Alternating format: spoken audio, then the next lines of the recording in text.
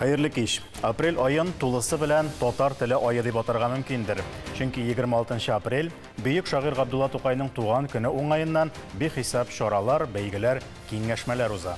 Шундый шатлыклы чараларның берсе татар сүзе халыкара телевизион нәфис сүз бәйгесенең җиңүчеләрен игълан итү. Бүген без аларны студиябызга чакырдык һәм татар сүзе, татар теле турында фикер алышачакбыз. Хәерле кич, хөрмәтле кунаклар, һәм иң беренче чиратта сезне бәйрәм белән котлыйсыбыз килә.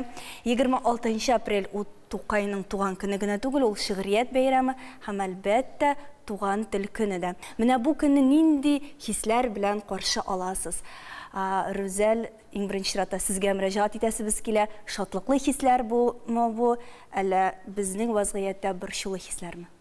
Юк, мин борчыларга 365 көнлек елда вакыт табам, 26 апрель ул минем өчен бәйрәм. Ярар. Тагын нинди хисләр уята менә бу көн, 26 апрель дигәч? Беренче чиратта яктылык, тантана, күңелдә барыбер ниндидер аның бит язга туры килүе дә әйбәт әле. Менә бу карларның эрбетүенә, кояшның матуррак чыга башлавына ул барыбер үзеннән үзе кирләсе килә, рәхәтләнәсе килә, яхшыга ышанасы килә. Һәм шул дулкында йөзеп алга таба яшәсе килә. Шул дулкыннар белән килеп җиттек инде без әлеге мизгелләргә кадәр. Татар сүзе бәйгесе башланыр алдыннан бер төрле анонс буларак бер әйтеп таныштырып узган идек. Кайчан була, ничек була дигән инде ул тапшыруда әле генә булган кебек, ләкин менә җиңеп чыктык, ярып чыктык дип әйтик инде. Үзебезчә әйткән вакытта бу уңайдан татар телен үстерүдә, татар сүзе бәйгесенең роле, урыны нәрсәдә икән? Ул ниндидер үрнәк чыгышлар, үрнәк эталон татар телен күрсәтүме, әллә киресенчә теленә бер төрле сәнгать дәрәҗәсенә күтәреп, инде киң даирәләргә тарату микән? Менә минем хисләргә килгәндә әйтәсем килә, мин ел сайын 26 апрельне көтеп алам. Һәм бик шатланам. Бүген инде икеләтә минем өчен зур шатлык, чөнки без халкыбызның иң мөһим мәдәни ел вакыйгасы татар сүзе турында бүген сөйләшәбез. Чынлап та татар сүзенең төп максаты ул менә безнең яшь буынны үзебезнең матур әдәбиятка тарту, татар телен үстерү, популярлаштыру һәм әлбәттә инде татар сүзенә дә яшь буын гына катнашмый, безнең инде анда яшьләре шикләнмәгән иде, бик күп кешеләр катнашты. Безнең татар халкының сәнгатен, мәдәниятын, әдәбиятын һәм гомумән алганда аның әдәби мирасын барлау да булды ул безнең өчен. Һәм әлбәттә инде бөтен халыкка, бөтен тамашачыларга таныштыру да булды. Менә татар сүзе бәйгесен Татарстан Яңа гасыр телевидениесе алгач, мин икеләтә шатландым дип әйтим, минем шатлыкларым күп булды. Чөнки безнең Яңа гасыр каналы ул татарларның йөрәге. Шулай бит инде. Менә Шаян ТВ каналы ул Яңа гасыр каналының баласы. Һәм менә без Шаян ТВ каналы төп оештыручы булгач, без бик күп кенә төрле хисләр кичердек. Әлбәттә, бу бәйгене безгә бирү ул безнең өчен зур дәрәҗәдә булды, һәм бик зур җаваплылык та булды. Татар сүзе бәйгесендә безнең 30 җиңүче булды. Алар һәрберсе дә саллы бүләккә ия булды, акчалата премияларга. Һәм шулай ук менә 3500 катнашкан гариза җибәргән барлык кешеләргә дә Шаян ТВ.ру сайтында рәхмәт хатларын алып була. Без аларны шәхсән һәрберсенә аерым эшләдек. Без үзебезгә әлбәттә бик күп кадрлар таптык һәм тагын бер кат безнең татар теленең байлыгына, аның мирасына без шаккаттык. Шундый бик күп кешеләр катнашты, бик күп балалар, яшьләр катнашты дип әйтеп киткән идем. Һәм алар безнең классик әсәрләребезне, классик язучыларыбызны яңадан ачтылар. Менә әсәрләргә килгәндә, Лара ханым, нинди әсәрләр сайланды, нинди авторларга мөрәҗәгать иткәннәр һәм Тукай иҗаты нинди урын алып торды? Репертуар мәсьәләсе, катнашучыларның нинди әсәр сайлаулары ул бик зур нәрсә турында сөйли. Бу чынлап та менә Рамилә ханым әйткәнчә, безнең мирасыбызны, әдәби мирасыбызны да барлау бит. Шуннан энҗеләрне сайлап алып төрле булды авторлар. Менә истә калган бигрәк тә Әмирхан Еникинең матурлыгына барсы да мөрәҗәгать иткәннәр, барсы да дип инде күбесе, чөнки чынлап та бик тәэсир итә торган әсәр, матур тел белән язылган ул. Аннан мин үзем өчен бик таныш булмаган яшь яңа авторларында күрдем, аларның әсәрләре дә үзенә күрә матур гына барды, катнашучылар аны өйрәнгән. Гомумән теләк булган булыр иде безнең менә жюри белән җыелгач та уйладык аны күбрәк классик әсәрләр безгә. Менә Галимҗан Ибраһимовның теле, ул бит баета, сөйләм телендә баета торган шундый язучыларыбыз, әдипләребезнең сайларга. Менә берәр нинди әсәр ятлап кына, мәсәлән, шул ук балалар телне, сөйләм телен баетып буламы? Әлбәттә була, әлбәттә була. Без ни өчен кичкенәдән шигырьләр ятлап үсәбез. Менә шул истә калсын өчен ниндидер сүзләр, менә бу артистларның да бит рольләр ятлый, телләре шуңара. Тукай әсәрләре, минемчә, мин проза әсәрләрен күбрәк тыңладым. Тукай миңа очрамады. Һәм шигырь сөйләүчеләр арасында да аз булды. Ни белән аңлатырга моны, бәлки бүгенге көн балаларына, яшьләренә бераз авыррак тел булып тыела торгандыр Тукай. Әмма Габдулла Тукайның бик бүгендә яңгырый торган рәхәт тел белән дип әйтим инде менә шул кичкенә балаларга. Алар бит бакчаларда өйрәнәләр, сөйлиләр. Шуңа күрә күбрәк булсын Тукайыбыз. Мин сезнең белән килешәм, классик әсәрләр күбрәк булсын дигән уебыз булды безнең. Бу яктан менә шул. Менә җиңүчеләребезгә сүз биргәнче, без әйдәгез видеозма карап алыйк, аннан дәвам итәрбез.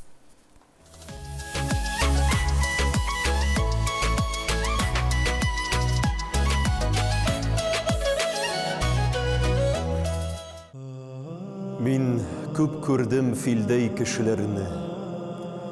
Киң күкрәкле, тимер бәдәнле, тик күрәсе иде эше белән, кеше булган иң чын әдәмне. Кичкенә генә йорт бакча ишек алды, шушы инде минем җыр башы. Сәлам бирәнә тупыл картта, бабамнарның ярак чырдашы.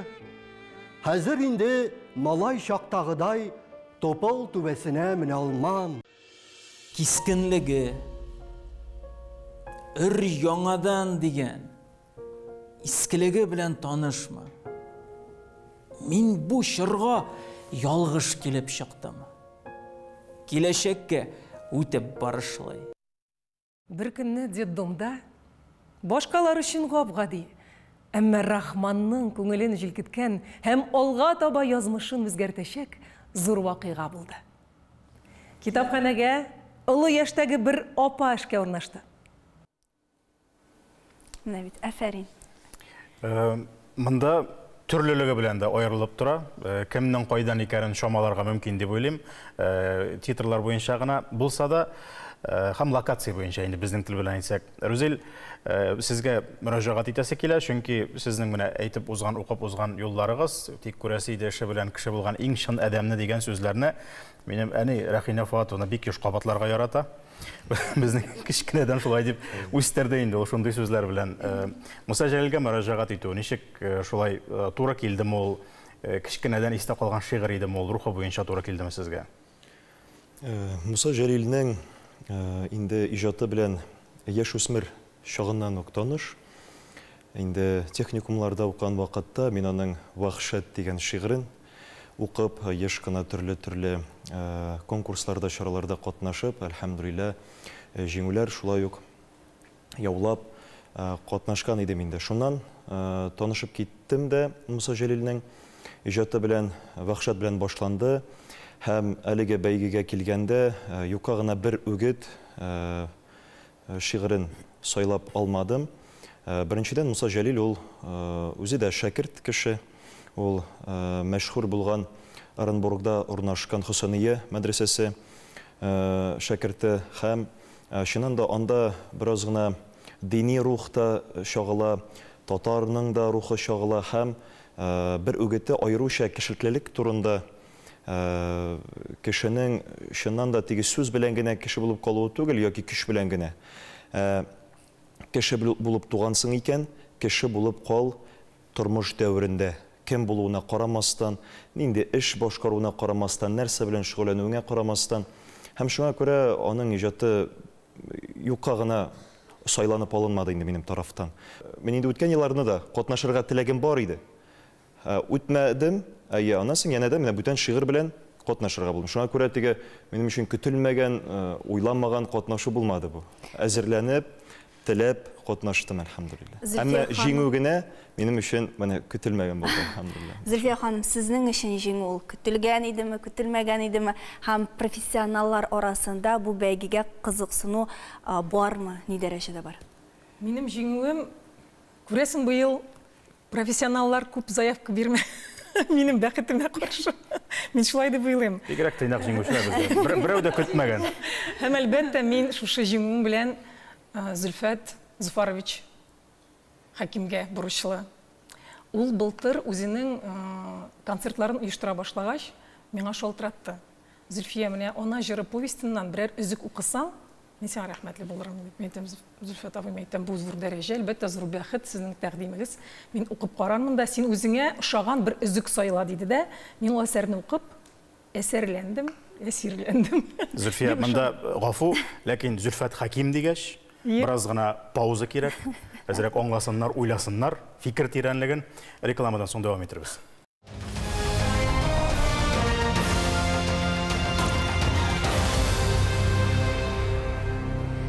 Эфирда Тояну нуктасы тапшыруы без дәвам итәбез. Туган тел көнендә без татар сүзе бәйгесенең җиңүчеләрен зурлыйбыз. Зөлфия, сездә калган идек. Шунда ни өчен бу әсәр белән катнашырга булдыгыз? Әйтеп киткәнемчә, ул әзерлек Зөлфәт Хакимнең концертында мин шушы ана җыры повестеннан үзек укыдым. Ул 10 минутлык үзек иде ул. Мин аны шундый яратып укыдым. Иштәлеге дә матур аның. Шулай итеп әсәрем бар, бер бар иде. Әмма дә ләкин мин үзем бер кайчанда заявка итеп бирмәс идем, үзем бармас идем. Шул икенче концерттан соң берничә кеше килеп, Зөлфия, татар сүзенә биреп булырлык әйбер бит бу дигәч кенә, мин әйтәм, юктыр инде, мин әйтәм, юк, анда шундый татарча әйбәт сөйләшә торган, безнең саллы, зыялы артистларыбыз, мин әйтәм, профессионаллар арасында, мин әйтәм, бар бер-берне булмаячак дип, нәкъ сезнең кебек менә мөгъҗиза булды минем өчен. Беренче урында кем булды? Илнур Закиров. Камал театры. Камал театрына Илнур Закиров. Илнур Закиров. Рамиля ханым, менә шушы татар сүзе бәйгесендә профессионалларның катнашуы дөрес микән ул? Менә мин аны уйлап бирәм. Әлбәттә дөрес, чөнки без менә әле генә Рүзил сөйләп китте бит. Муса Җәлилнең шигырен мин кат-кат укыдым, башта уйладым дип инде. Димәк, патриотик хисләр туган безнең Рүзилдә, мәсәлән, ул аның белән тәрбияләнгән, шушы патриотик хисләрне тәрбияләгәндә дә безнең татар сүзе бик зур роль уйный. Без бит инде әйтеп киттек, әдәби сөйләмне, матур сөйләмне генә үстерә торган халыкара бәйгесе түгел бу, нәфис сүз бәйгесе түгел, ә бу безне гомумән алганда татар халкын бөтен яктан тәрбияли торган бәйге дип әйтеп китәм. Һәм ул быел беренче тапкыр телевизион вариантта үтте, һәм ул бик киң колач алды, һәм татар дөньясында шундый зур бер адым булды ул татар сүзенең телевизион проектка әйләнүе. Шуңа күрә инде менә минем гамәлгә куючыларны әйтеп китәсе килә, ул Татарстан Республикасы рәисе каршындагы татар телен һәм Татарстан Республикасында яшәүче халыклар вәкилләренең туган телләрен саклау, үстерү мәсьәләләре комиссиясе ярдәме белән үтте. Әлбәттә, менә бу татар сүзе бәйгесен безгә тапшырганда Марат Готовович әйтеп китте. Татар сүзен үстерергә кирәк, татар сүзен булдырырга кирәк. Һәм без әлбәттә шундый сезнең белән бергә менә шундый яхшы нәтиҗәләргә ирештек тә бүген. Гал концертта да комиссия рәисе Марат Готовов үз теләкләрен җиткерде. Әйдәгез кабат экраннарга игътибар итик. Безнең телгә кагылышлы проектларыбыз бик хисап. Әмма туган телебезне бөтен матурлыгын үз иченә җыйган безнең татар сүзе проекты иң дәрәҗәле, иң отышлы проектыбыз. Менә нинди бит ул безнең газиз туган телебез. Нинди ул матур менә татар сүзе. Нинди безнең менә әдәби мирасыбыз. Һәм никадәр безнең талантлы татар теленең, татар сүзенең бөтен нечкәлеген, нәфислеген, аның әдәбилеген халкыбызга яшәү рәвеше кебек итеп җиткерә алучы никадәр талантларыбыз. Мондый тел, мондый халык югаламыни? Мондый телне югалтырга ярыймыни? Әлбәттә, бу халыкның татар теленең, туган телебезнең киләчәге өметле, һич шиксез. Һәм без аның өчен көрәшергә тиеш. Гомере шундый дәвамлы булсын дип кенә телисе кала. Ленар әфәнде, менә бер сүз булды монда. Профессионалларның бу бәйгедә катнашуы бик дөрес булды микән дип. Матбугат бетләрендә дә андай әйберләр очраштыргалады. Бигрәк тә балалар турында сүз барган вакытта, менә Казан балалары дип язган иде бер туташ журналист дип әйтик инде. Менә мәсәлән, бунсы Казандагы түгәрәкләргә йөргән аның бөтен мөмкинлеге булган. Менә монда бер авыл баласы килгән. Аларны бит инде бергә кую бик дөрес микән дип шундый сорауларын җиткергән иде. Әлбәттә, мин андый сорауларга катгый каршы.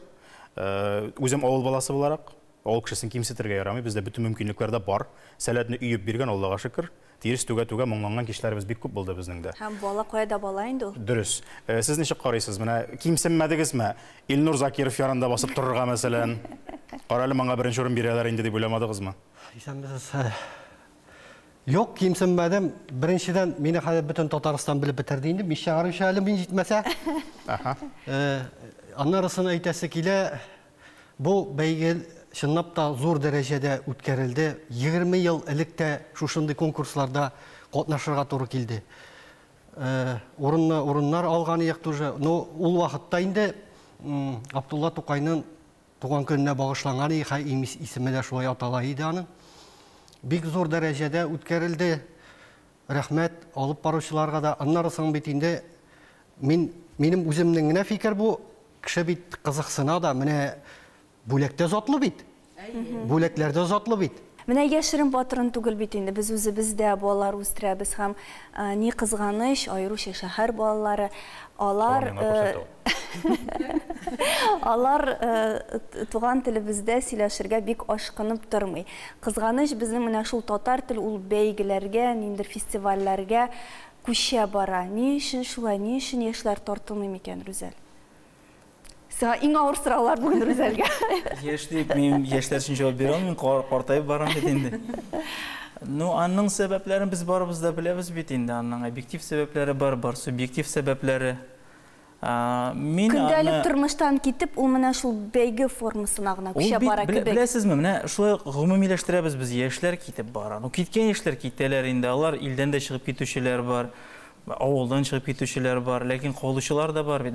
Безгә бәлки игътибарны күбрәк аларга игътибарны бирергә кирәктер. Шуңа күрә ул минемчә бездәге генә ситуация түгел, күп халыкларда күзәтелә торган хәл. Мин Мәскәү урамыннан йөргәнем бар, мәсәлән, анда бөтенләй урыс сүзе яңгырамый.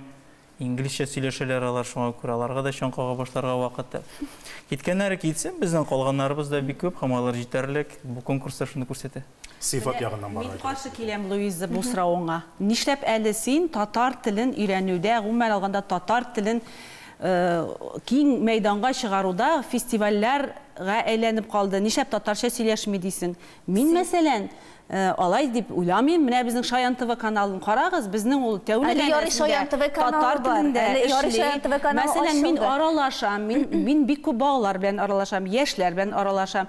Нишләп Рүзәл Мөхәммәтшин кебек шагыйрьләр булганда безнең татар телендә сөйләүчеләр күп булачак. Безнең бәйгеләрдә Биреп кенә сорый сәйберем бар. Төбәкләр буенча йөргән вакытта татар авылларына киләбез, фольклор коллективлары эшли. Өлкән буынга бер сүз дә юк. Алар җыялар, туплыйлар, яшь буынга тапшырырга тырышалар. Ләкин кайсы өлкә икәнен әйтмим, ул бөтен җирдә шул ук хәл инде ул. Сүзне, җырны өйрәнгән вакытта башта җыр буларак түгел, иҗекләп башта сүзен өйрәнәбез юллап. Аны тәрҗемә итеп аңлатабыз нәрсә турында икәнлеген, шуннан соң гына җыр итеп башкарырга әзерлибез. Балалар белән җырны яздырасың, бер дигән итеп җырны җырлап чыгалар. Ничек итеп өйрәнгәннәр шулай? Әңгәмәгә күчәсең, анда инде төртелеп кала башлыйлар. Каушау да бар, сүз дә юк, ләкин телне белмәү дә бар. Бу гаип итеп әйтү түгел. Ләкин андый тенденция күзәтелә аеруча төбәкләрдә. Шаян ТВ каналына кадрлар бар дип әйттегез бит инде. Менә сезгә килүче кадрлар, алар ни дәрәҗәдә әзерлекле була? Объектив карасаң. Ни дәрәҗәдә татар телен белә алар? Татар телен белергә аларның иң мөһиме теләкләре бар. Менә шунсы күңелгә сары май булып, йөрәккә сары май булып ята. Әгәр дә аның теләге юк икән татар телендә сөйләшергә һәм өйрәнергә, ул безгә килмәс тә, яме? Безгә бик күп балалар киләләр, бик күп яшьләр киләләр. Менә шушы татар сүзе бәйгесендә катнашу, бәйгесендә безнең бит инде 3500 гариза килде. Ул бик күп бүгенге көндә татар сүзе бәйгесе өчен һәм безгә бик күп регионнардан катнаштылар. Чит регионнардан, чит илләрдән бик күп катнашучы булды. Бу бәйгенең киң кулачлыгын һәм татарның активлыгын тапшыруын күрсәтә дип уйлыйм мин менә бу татар сүзе бәйгесе. Тынычландыру өчен әйтсәгез, менә Шаян ТВ-га телне өйрәнергә телим һәм матур итеп сөйләргә телим. Әлбәттә, килүче балалар бар. Күпме вакыт китә? Алып баручы ясарга. Мин инде төрле вакыт мөмкин, чөнки ул баланың сәләтеннән тора. Кемдер беренче килгәндә акцент белән сөйләшә, икенче килгәндә инде ул сине сатып җибәрергә мөмкин, чөнки ул мөхиткә эләгә. Без менә балаларга мөхит тудырырга тиеш. Балаларга, яшьләргә гомумән алганда татар халкына мөхит тудыра торган татар сүзе бәйгесе ул. Менә Рамил апа шуның турында сүз бит. Менә хәзер яшьләр булай туган телемне өйрәнәм дип өйрәнмиләр. Алар шул ук Шаян ТВ-га алданып, Апушка алданып, полилингваль мәктәпләргә алданып, алар аңлы рәвештә киләләр дип уйлыйм мин. Өйрәнәләр. Ягъни шундый мәктәпләрдә, затлы мәктәпләрдә укыйсы килгәнгә. Менә шушы көннәрдә бөтен Россия күләм узды, ниндидер олимпиада татар балалар җыелышты бөтен Россиядән, име? Алар килделәр безнең театрга, нәзер спектаклен карарга, залга сыйдырып булмады, урындыклар куйдык, көчкә сыйдырдык. Мәйтәм буларга бит инде тәрҗемә кирәк, мәйтәм булар бит инде Мәскәүдән, бөтен Россиядән килгәч үтә бер наушник алучы кеше булмады, бернинди тәрҗемәсез аңлап карап утырдылар, реакциялары бөтен татарча әйбәт аңлап карап утырдылар, шаккаттык. 27 өлкәдән сөйләшәләр, хәтта читтән килгән, бөтен Россиядән килгән балалар татарча аңлап, рәхәтләнеп карап утырдылар. Югалтабыз дип әйтү иртәрәк, мөхит бар икән, бик тиз кертеп җибәреп була, янәдән шул элеккә булган. Шаң сугып торырга ярый улансы, ләкин артык мавыкмаска кирәк. Аңладык без, рәхмәт. Гафу итегез. 80нче елларда да нәкъ шулай иде. Мин менә Казан мәктәбендә укыганда нәкъ шулай дәреслекләр юк иде, әсбаплар юк иде. Мин өйдән теге бар бит әле татар халык иҗаты китаплары төрле төстә, теге күп томлы име.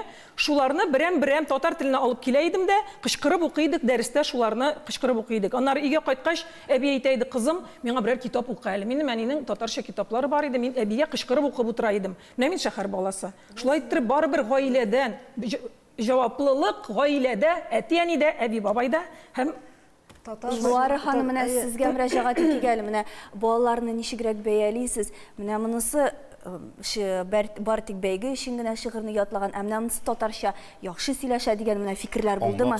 Тегесе дә бар, монысы да бар. Аннан соң менә шул бәйгеләргә генә алданып татарча өйрәнәләрме дисәк, бу бәйгеләрне уздыруның бер караганда максаты да шул бит. Алданыпмы, тегеләйме, булаймы катнашсыннар, өйрәнсеннәр, сөйләсеннәр. Әле без бер-ике көн элек кенә Алабуга Менделеевскида булдык. Хәзер шундый акция эшлибез. Үзебезнең спектакльләрнең татарча видео язмасын без кинотеатрларда экраннан күрсәтәбез. Килгәннәр иде, зал тулы кеше һәм берничә рәттә утырдылар яшь-үсмер балалар. Мин әйтәм, булар аңлыйлармы соң инде? Соңыннан миңа аларның җитәкчеләре әйтте, беләсезме, Әлмәндәр бит инде Әлдермештән Әлмәндәр татарча бара һәм титрларда языла.